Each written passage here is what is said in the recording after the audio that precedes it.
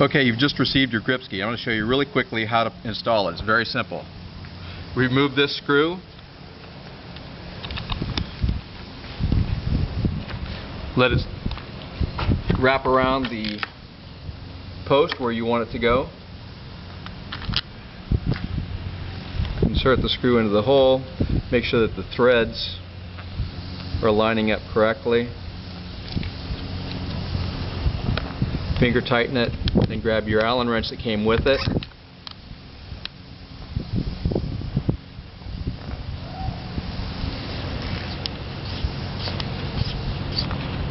Tighten up both screws securely to the post.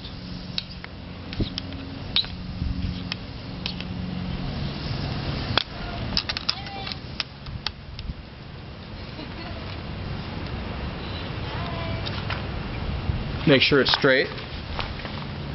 That looks great. That was easy. Tighten up the other screw. Set your center pin.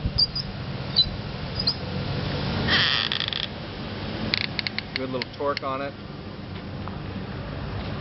Pull the handle. You're ready to skate.